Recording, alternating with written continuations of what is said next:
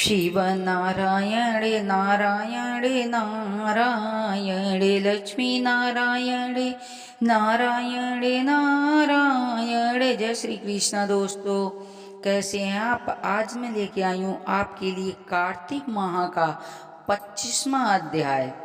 तीर्थ में दान और व्रत आदि सत्कर्म करने से मनुष्य के पाप नष्ट हो जाते हैं, परंतु तू तो प्रेत के शरीर में है, अंत उन कर्मों को करने से अधिकारिणी नहीं है। इसीलिए मैं जन्म से लेकर अब तक जो कार्तिक व्रत किया है उसके पुण्य का आधा भाग तुझे देता हूँ, तू उसी से सद्गति को प्राप्त हो जाएगा।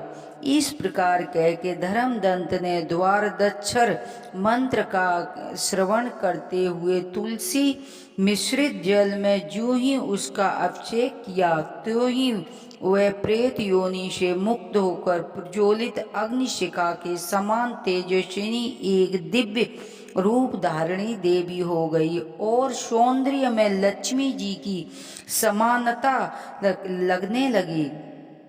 तदंतर उसने भूमि पर दंड की भांति गिरकर ब्राह्मण देवता को प्रणाम किया और हर्षित होकर गदगद वाणी से कहा, द्विज श्रेष्ठ, आपके प्रसाद से आज मैं इस नरक से छुटकारा पा गई हूँ।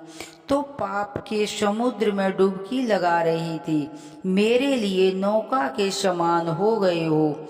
यह इस प्रकार ब्राह्मण से कह रही थी कि आकाश से एक दिव्य विमान उतरता दिखाई दिया।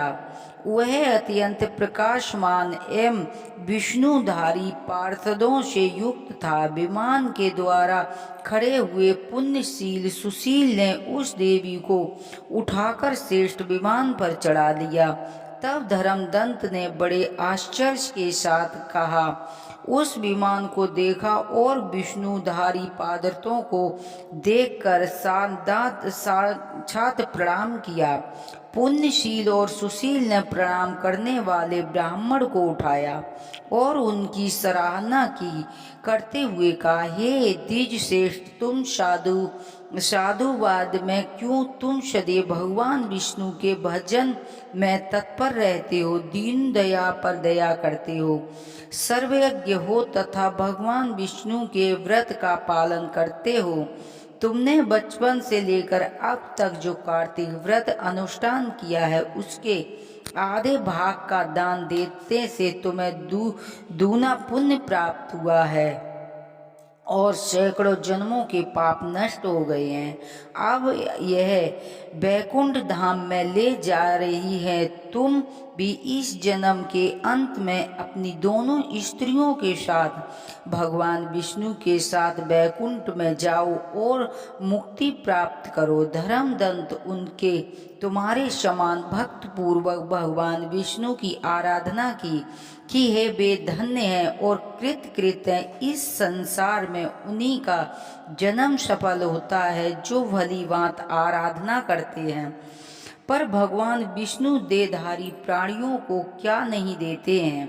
उन्होंने उत्तानपाद के पुत्र को पूर्व काल में ध्रुव पद का स्थापित किया था।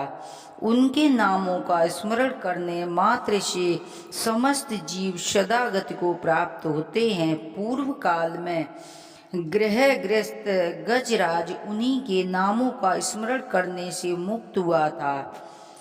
तुमने जन्म से अब तक भगवान विष्णु को संतुष्ट करने वाले कार्तिक व्रत का अनुष्ठान किया है। उससे बढ़कर यज्ञ है न दान है और न ही तीर्थ है।